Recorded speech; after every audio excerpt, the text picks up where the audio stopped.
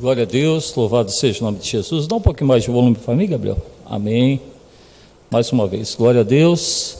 Saúdo aos amados irmãos na gloriosa paz do nosso Senhor e Salvador Jesus Cristo, aos que estão aqui presentes, aos que estão nos acompanhando pela live dessa noite. Também que Deus esteja nos abençoando. Amém? Muito bem, irmãos. Eu gostaria de estar meditando nesta noite com os irmãos. Hoje vamos mudar um pouquinho, né? Eu tenho pregado só sobre João, então hoje eu resolvi abrir o texto de Mateus, mas vou falar de João também, ok? Mateus capítulo 28, versículos 16 até o versículo 18. 16, 17 e 18, amém?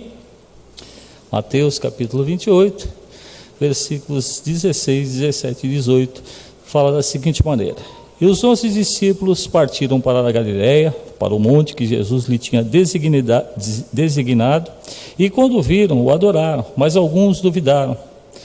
E Jesus, chegando-lhes, falou-lhes, dizendo: É-me dado todo o poder do céu e na terra. É-me dado todo o poder no céu e na terra. Senhor, mais uma vez, pela Tua graça e pela Tua misericórdia, nós rogamos que o Senhor nos conduza nessa presente palavra, que nós venhamos a trazer aqui uma mensagem edificadora, elucidadora, e também corretiva aos corações de cada um de nós para o fortalecimento da nossa fé. Em nome de Jesus pedimos, em nome de Jesus agradecemos. Amém.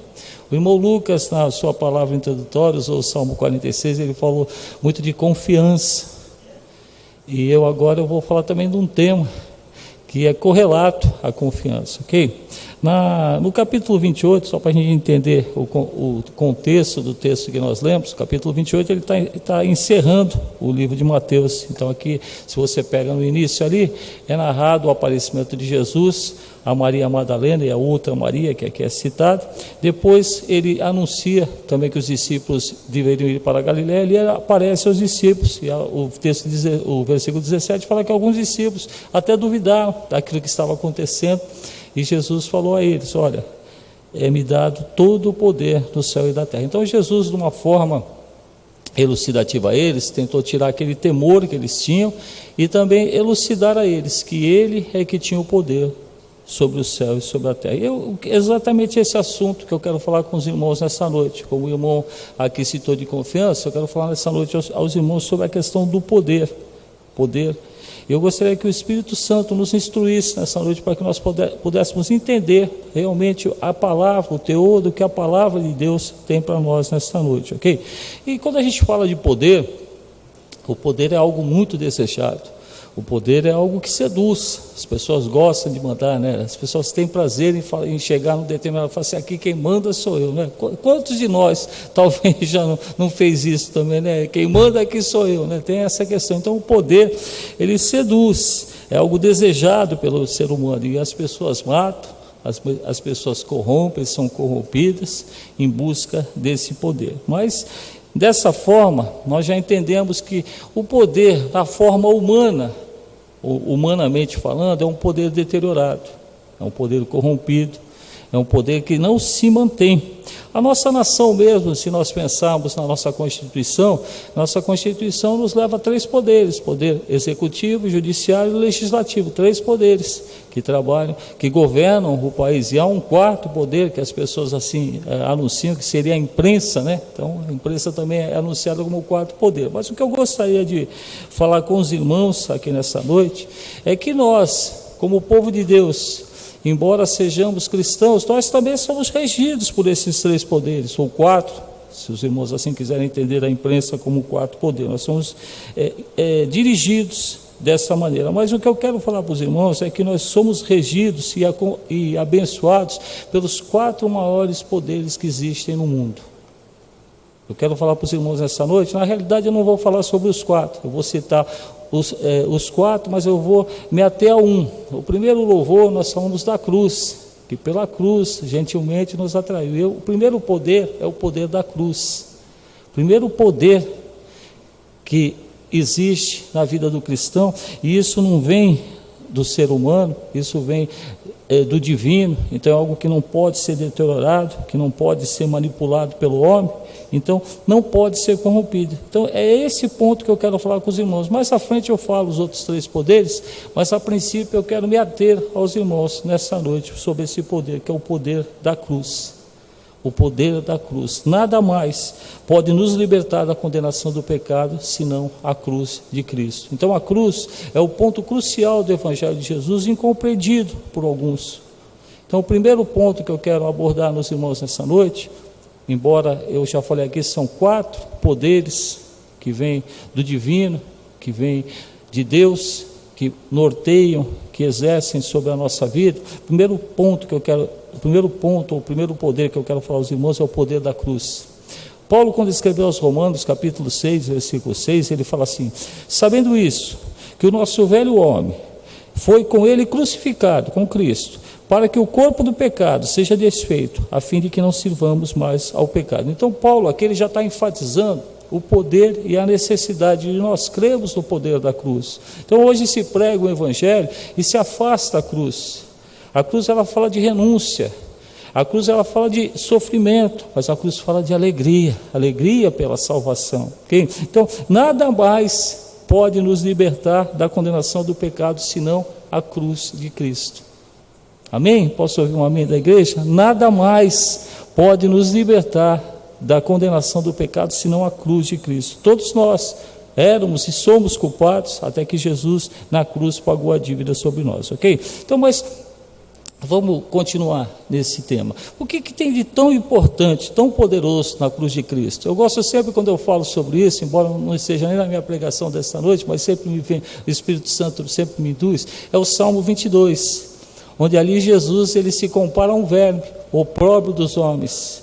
Jesus ali se compara ao verme, ao opróbrio dos homens. É um texto um tanto quanto difícil de entender, porque quando você pega o Salmo 22, você vai encontrar ali, primeiro, Jesus falando das suas palavras que ele fala na cruz. Deus meu, por que me desamparaste? Depois ele vai falando que das pessoas falavam dele. E naquele momento, esse eu sou, o opróbrio é um salmo de Davi, é um salmo messiânico. Eu sou. Esse eu sou, ele está na primeira pessoa do singular. É Jesus falando, eu sou um verme. Vou até pegar o texto, que às vezes eu falo e não leio o texto, os irmãos às vezes não têm essa noção exata, mas ele fala assim, no versículo 6, eu sou um verme e não homem, opróbrio dos homens e desprezado do povo. Então Jesus está falando que é um verme. Eu vou citar esse salmo porque tem a ver com aquilo que eu vou falar da cruz de Cristo. O que Jesus está falando aqui? Ele está falando que é um verme. Jesus está falando a um povo, através do salmista Davi, de um povo que não conhecia outros vermes, só conhecia apenas um verme, uma lagarta chamada escarlata. E essa lagarta escarlata, quando ela ia dar à luz, ela ia ao madeiro, a um carvalho, e ela ali se fincava, ela se fixava naquele carvalho, e dali ela não saía mais. Ela ia dar à luz e ali ela ia morrer. Ela ia dar vida e ali ela ia morrer. E quando ela soltava os seus óvulos, sobre aqueles ovos ela soltava uma seiva vermelha, que representa o sangue de Jesus. Então Jesus estava fazendo essa comparação de cruz. Por que eu estou falando isso? Da importância da cruz. Já o salmista Davi, no Salmo 22, centenas de anos antes de Jesus Cristo morrer na cruz, já havia esse anúncio. Então Jesus estava falando nessa questão de verme, ele estava falando que ele ia morrer na cruz, ele ia dar o sangue, e o seu sangue ia dar vida aos seus filhos, que somos nós. No caso aqui, a gente está falando da questão do verme, como assim ele fala, mas a representação tem esse sentido. Então é isso que eu quero falar para os irmãos. O que tem de tão poderoso na cruz de Cristo? Por que nós não podemos esquecer da cruz de Cristo? Nós falamos, o louvor aqui levou para isso hoje. Por que nós não podemos esquecer da cruz de Cristo? A cruz de Cristo, ela é algo incompreendível ao ser humano. Eu, durante mais de 40 anos da minha vida, não compreendia que sacrifício foi esse na cruz do Calvário que Jesus Cristo passou. Eu não conseguia compreender, porque é muito misterioso. Há um paradoxo aqui, são duas situações extremamente opostas entre si, se você verificar ali na cruz. Por quê? Ao mesmo tempo em que na cruz nós vemos violência, nós vemos crueldade, nós vemos sangue, uma execução cruel e sangrenta, isso é verdade, porque nós vemos Jesus Cristo foi crucificado de maneira violenta, suas mãos foram transpassadas, seus pés foram transpassados, a sua lateral foi transpassada pela lança, então algo cruel e sangrento. Mas em meio a tudo isso, quando você pensa lá no Salmo 22, e quando você tem o seu olhar voltado pelo Espírito Santo, guiado pelo Espírito Santo, o que você enxerga aqui nesse ato? Uma profunda declaração de amor divino ao ser humano. Foi uma declaração de Deus, de amor a cada um de nós. Sim, porque apesar de todo esse sofrimento, de toda essa crueldade, o que aconteceu ali? O santo, que era Jesus, tomou o lugar de nós, pecadores. O inocente tomou o lugar de nós, que somos culpados. O justo tomou o lugar de nós, que somos injustos. O lugar que era do transgressor ficou pelaquele que era inocente. Então Jesus Cristo toma ali o nosso lugar. Então a cruz de Cristo, a sua dor, ela transforma o quê? As nossas dores em alívio. A sua angústia, as suas feridas fazem com que nós sejamos sarados, que nós possamos seguir a nossa vida. Então o castigo sobre Jesus nos tornou justos perante o Pai. Então é um mistério muito grande do entendimento. Como é que alguém pode entender que um ser foi ali crucificado na cruz e nós glorificamos esse ato a Deus pela remissão dos nossos pecados? Isso só espiritualmente nós conseguimos entender. De uma forma somente humana, nós não temos esse entendimento.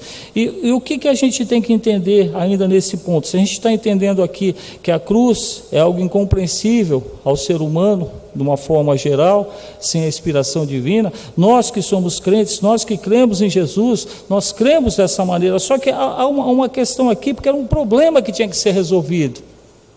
Aí a gente começa a entender, porque eu falei aqui para os irmãos, tudo bem, o irmão falou tudo isso aí, mas por que tudo isso aconteceu? Quantas vezes vocês escutam essa pergunta, mas por quê?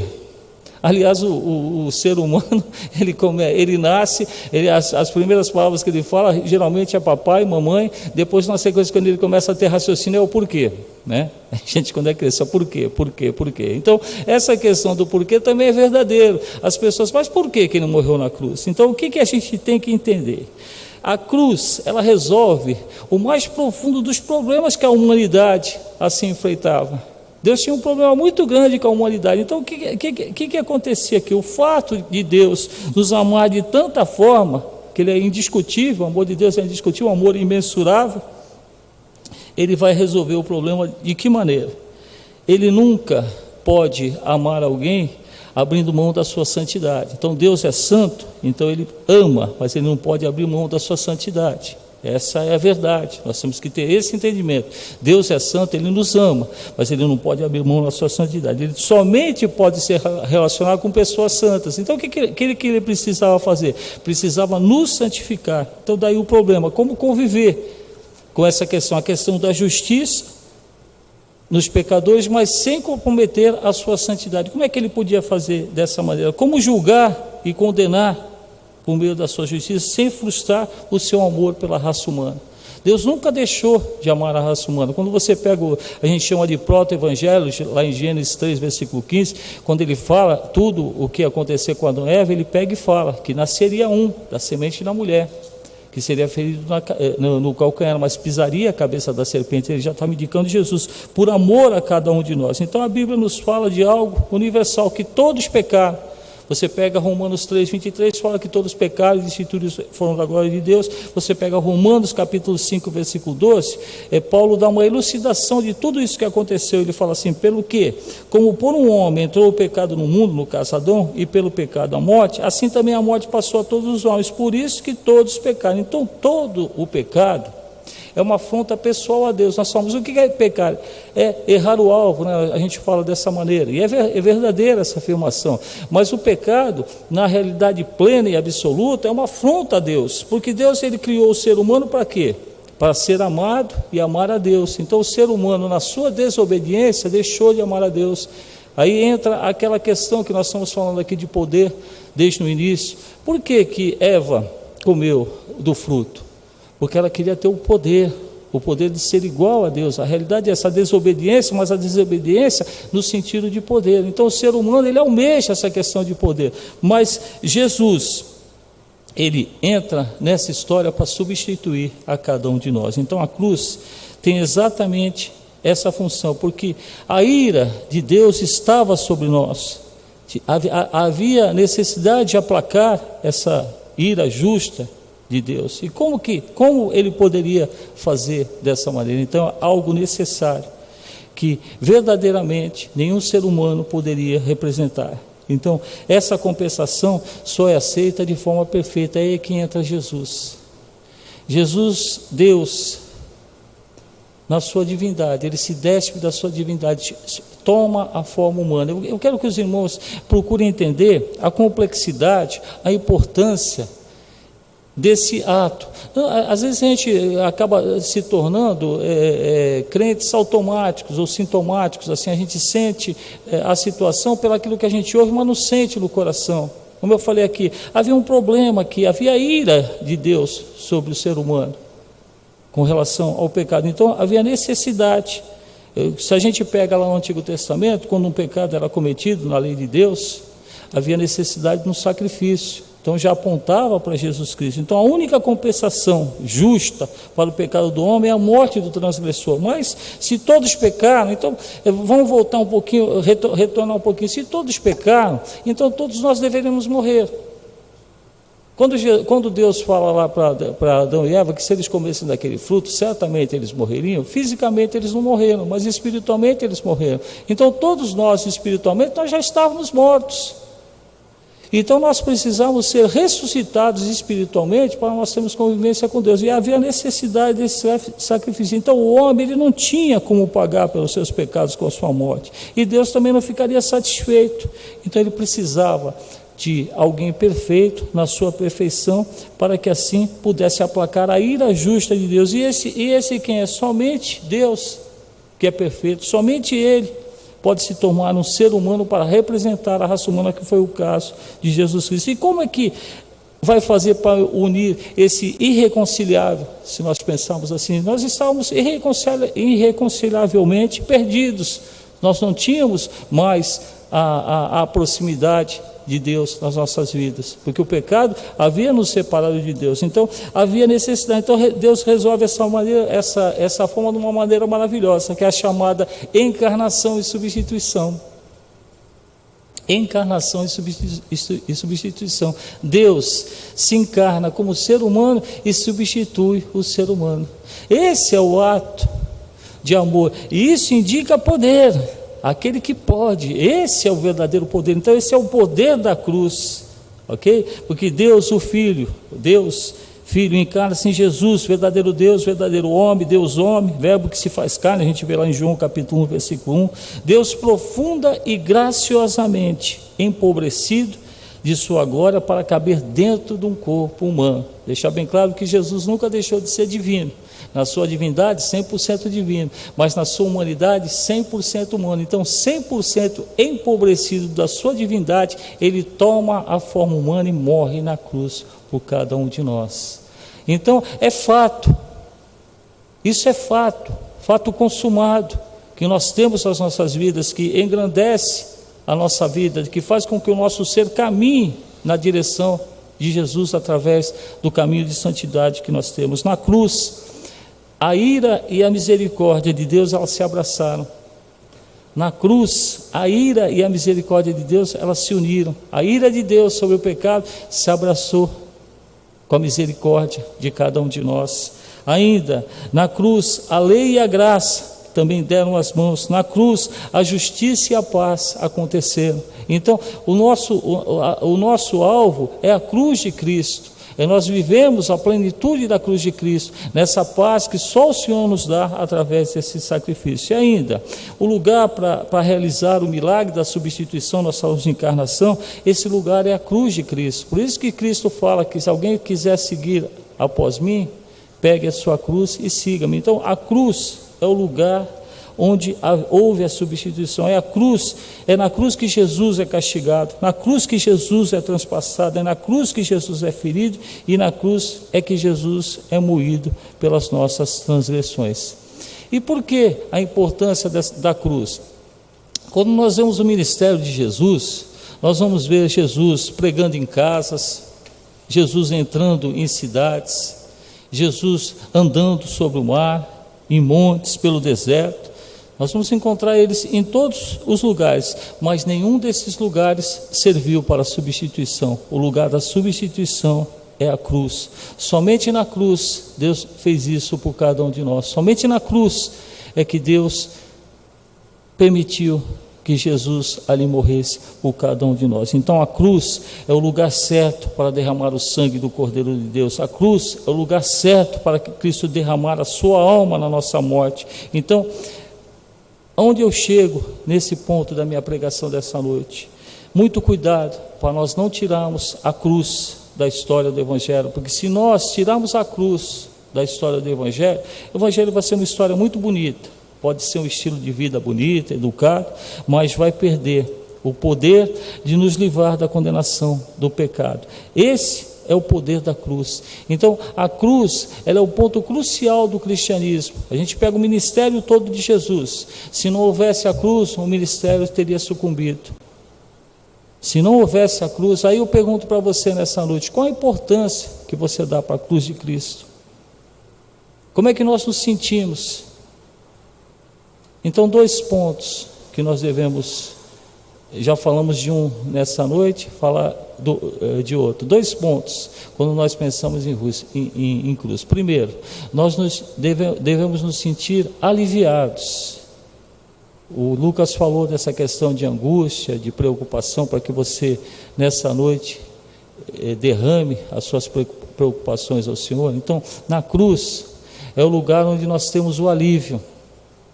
Mas na cruz, foi o que a irmã aqui perguntou, o que nós devemos fazer aqui nessa noite? Gratidão. A cruz é o símbolo que deve fazer com que os nossos corações transbordem de gratidão a Deus. A cruz é algo que nós não podemos esquecer nunca. E preste bem atenção, né, no que mais à frente eu vou falar. A cruz está vazia. Sabe por quê? Porque Jesus Cristo venceu. Na cruz, Jesus Cristo teve a vitória, não é uma derrota. Esse é o entendimento que eu quero falar para os irmãos também, nesse sentido, porque muitas pessoas têm Jesus Cristo como um derrotado, morreu na cruz, foi executado. Então tem Jesus Cristo como alguém que foi não venceu, como um perdedor, mas não, Jesus Cristo vence o pecado na cruz do Calvário, e nós vencemos junto com Ele. Quando Ele fala está consumado, o consumado inclui cada um de nós, todos nós somos vitoriosos, mas nós precisamos reconhecer esse sacrifício da cruz. Se nós não tivermos esse reconhecimento do sacrifício da cruz, o Evangelho perde o valor. Às vezes você pergunta às pessoas, você é de uma determinada religião, a pessoa fala que sim. Você crê em Cristo? Creio. Mas em que sentido você crê em Cristo?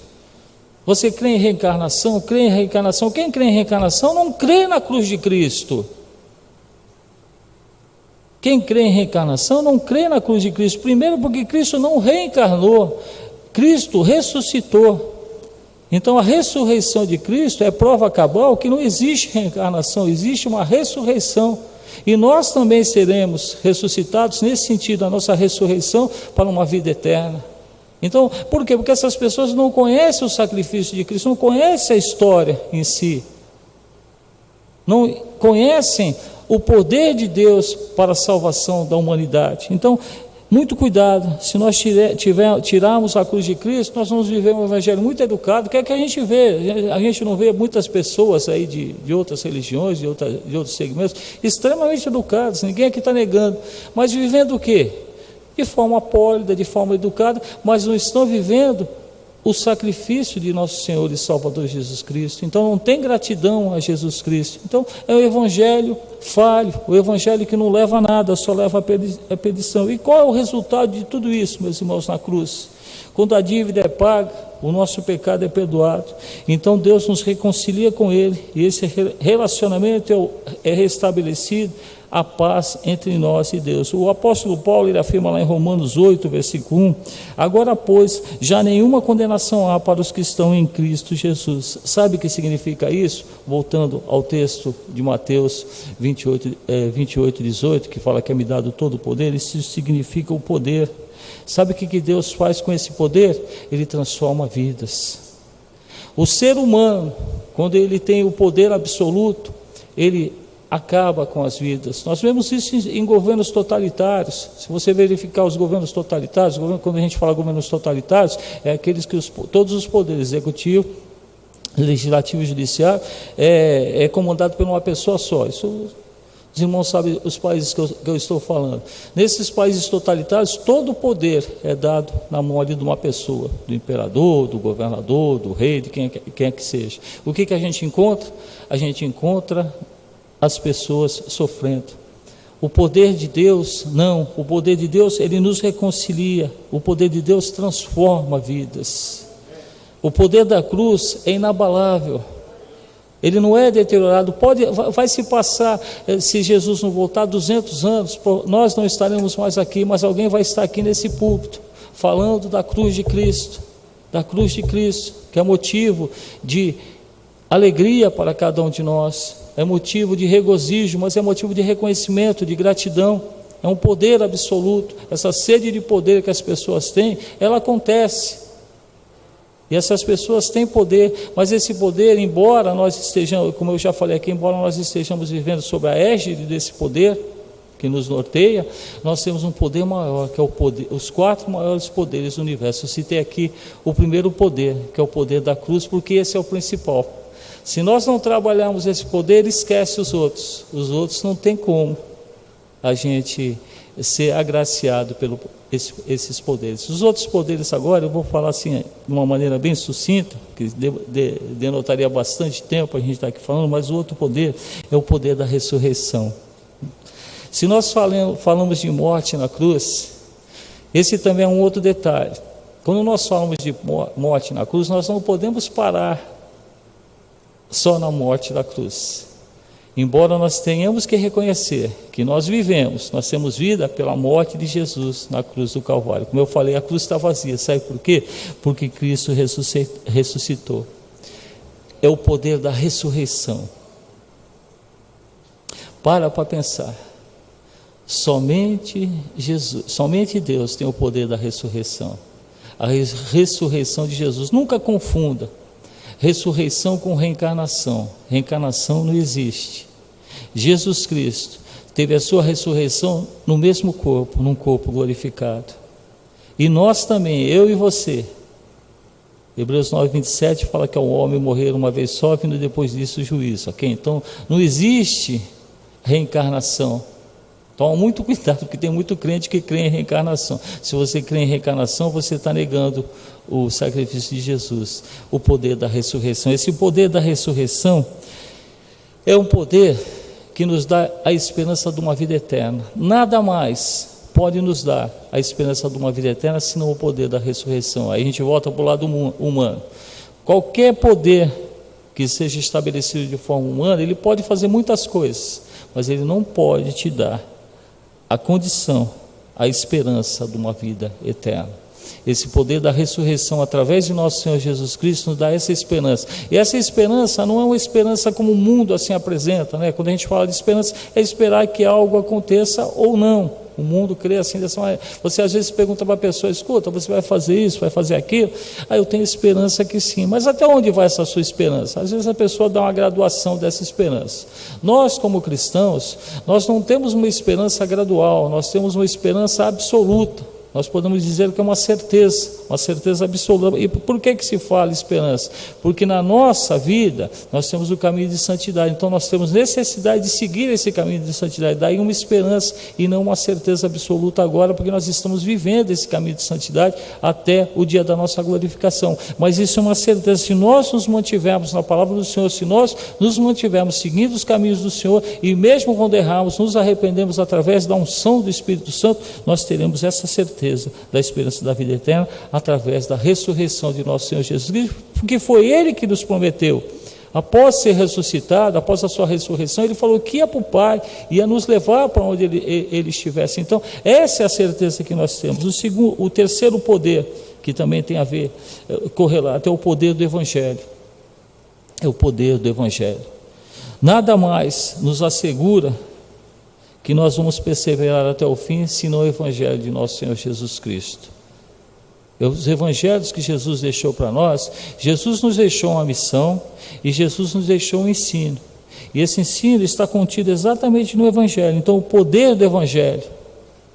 Você vai encontrar, se você pega as revistas aí que falam sobre obras literárias, as mais vendidas, na maioria das vezes, eu já não acompanho há muito tempo, que eu já não vejo, mas na época que eu acompanhava, na maioria das vezes, na totalidade das vezes que eu vi, os livros que mais eram vendidos eram os livros de autoajuda, onde a pessoa ia buscar ali a sua autojustificação, a sua vida de acordo com aquilo que ela achava que tinha que viver. O Evangelho é justamente ao contrário. O Evangelho ele fala para mim e para você que a nossa vida está atrelada à graça e à misericórdia de Jesus. Então nós vivemos pelo quê? Pela graça e pela misericórdia de Jesus. Nenhum de nós vive por merecimento, nós vivemos pela graça e pela misericórdia do Senhor. E viver pela graça e pela misericórdia do Senhor é viver o Evangelho de Jesus, que é o terceiro poder aqui que eu citei. Se eu citei o poder da cruz, se eu citei o poder da ressurreição, onde é que indica tudo isso? É o poder do Evangelho. Esse é o Evangelho que nós seguimos, o Evangelho de nosso Senhor Jesus Cristo. Então nós não precisamos de uma literatura alternativa. Não estou aqui criticando alguns irmãos que escrevem livros de ensino muito bons, eu leio muito, eu me baseio muito nisso, mas eu estou falando no sentido de um outro segmento para a nossa salvação, um outro segmento para a nossa justificação, ou um outro segmento que nos leve a viver a vida da maneira que esses autores literários assim nos orientam. Muito pelo contrário. Nós temos que ver a palavra de Deus. Se o autor literário confirma a palavra de Deus, aí sim é uma boa literatura. Mas se o autor literário ele não confirma a palavra de Deus, é uma literatura obscena, uma literatura totalmente fora da palavra de Deus. Então nós não devemos viver. E se o poder da cruz, se o poder da ressurreição e se o poder do Evangelho atua nas nossas vidas, qual é o quarto poder que nós podemos ter? É a fé. A fé é indissolúvel, irmãos. É a fé. Depois de tudo isso, nós temos a fé. Nada mais pode vencer o mundo do que a nossa fé. Quando Jesus fala que venceu lá na cruz do Calvário, ele venceu e nós vencemos como? Nós estávamos junto com ele lá para vencer? Nós fomos transpassados. Alguém teve os seus dedos, as suas mãos transpassadas. Eu lembro uma vez, num programa de televisão, apareceu um senhor, que acho que é lá de Santa Catarina, ele se auto-intitula Henri Cristo. Não sei se vocês viram. Aí ele falava que era Cristo. Então vamos crucificá-lo agora, já que o senhor é Cristo. Não, eu já fui crucificado. Então ele já fugiu. Também nenhum de nós foi crucificado, ok? Então o que nos coloca lá na cruz com Cristo? A fé, exatamente. O que nos coloca na cruz com Cristo é a fé. Viu como é simples? O Evangelho é coisa simples. Às vezes a gente quer usar termos rebuscados, nada contra. Se quiser usar, usa, não tem problema. Mas explica pelo menos, porque às vezes meu irmão fala alguma coisa e eu fico assim, meu Deus, o que será que ele está falando? Eu me lembro a primeira vez que eu escutei a palavra promiscuidade. Eu falei, será que está me elogiando ou será que está me ofendendo? Sério mesmo, a primeira vez que eu estava me ofendendo, né? Só para não... Mas a gente fica assim. Então, é a fé, porque a fé qualquer um pode ter. A fé, quem coloca em nós é o Espírito Santo. O Espírito Santo nos convence do pecado e do juízo. O nosso coração, ele se entristece. Como é que eu posso explicar? Se entristece de uma maneira alegre. É uma coisa assim meio fora, né? Se entristecer de maneira alegre. Como é que é isso, irmão? Se entristecer de maneira alegre. Como é que é ficar triste de maneira alegre? Eu digo para você. Um dia na tua vida, talvez você sabe o que eu estou falando, você vai entender. E aconteceu na minha vida também. Um dia na tua vida, no teu coração, o Espírito Santo toca, enche você no teu coração e te convence do pecado. Então você fica triste do quanto você foi cruel, do quanto você foi ingrato a Deus, ok? Isso é se entristecer, mas é um entristecimento com alegria. Por quê? Junto com esse entristecimento que o Espírito Santo coloca nos nossos corações, vem uma alegria do quê? Alegria da salvação através de Jesus Cristo. Então você entende. Por que eu falei aqui que eu vivi 40 anos na minha vida que eu não entendia? Olha, eu vou até citar, houve aqui, logo no início, um pouquinho antes da minha conversão, houve aqui uma encenação da morte de Jesus. O Lucas fez o papel de Jesus e vinha com a cruz, era um menino ainda, vinha ali e vinha acho que o Vitor, acho que os outros irmãos também eram mais jovenzinhos, e vinham com uma espécie de um chicote, chicoteando ele. E eu olhava aquilo, eu ficava pensando, meu Deus, mas por que será que tudo isso aconteceu? Eles estão fazendo aqui na igreja, falta de entendimento. Aí quando você entende, é triste, lógico que é triste. Eu falei aqui da cruz, a cruz é uma crueldade muito grande, mas é um paradoxo, situações totalmente opostas. Em meio àquela tristeza tem uma alegria, o que? Do vencer do pecado. Então, é isso que nós temos que entender, meus irmãos. Então, volto a falar para os irmãos, há um poder muito grande no mundo, há um poder e cada vez mais se avoluma. Os poderes mundiais cada vez mais se avolumam, eles vão tomando conta. Nós vemos que o desejo de poder, nós temos verdadeiros ditadores aqui no Brasil mesmo, verdadeiros ditadores, que não estão preocupados com a população, mas em si, com o seu próprio poder, com o seu próprio umbigo, assim podemos dizer. Então, esse poder, e com certeza, a Bíblia nos fala que são tempos difíceis, e cada vez vai piorar. A gente ora, olha para mim, mas vai piorar, irmãos. A gente tem que orar a Deus para mesmo dentro dessa pior, nós consigamos ter a perseverança da nossa fé para nós conseguirmos continuar essa vida cristã. Essa nossa vida cristã vai ser uma vida de dificuldade. Não espere você uma vida fácil. Primeiro ponto, quem te rejeita é os seus parentes, ok? Que não são cristãos, eles são os primeiros que te rejeitam. Mas creia, o poder da cruz é irredutível. O poder da cruz é incorrompível. O poder da cruz é incontaminado. Então creia na cruz, creia no poder da cruz, creia na ressurreição de Jesus Cristo, que é a tua esperança, é a minha esperança para a vida eterna. Creia no poder do Evangelho, que o Evangelho é aquilo que nós precisamos para sabermos seguir esse caminho que Jesus assim nos ditou. E creia que tudo isso vai fortalecer a tua fé, e através da tua fé, uma fé ativa, você consegue vencer todos os obstáculos da tua vida, amém?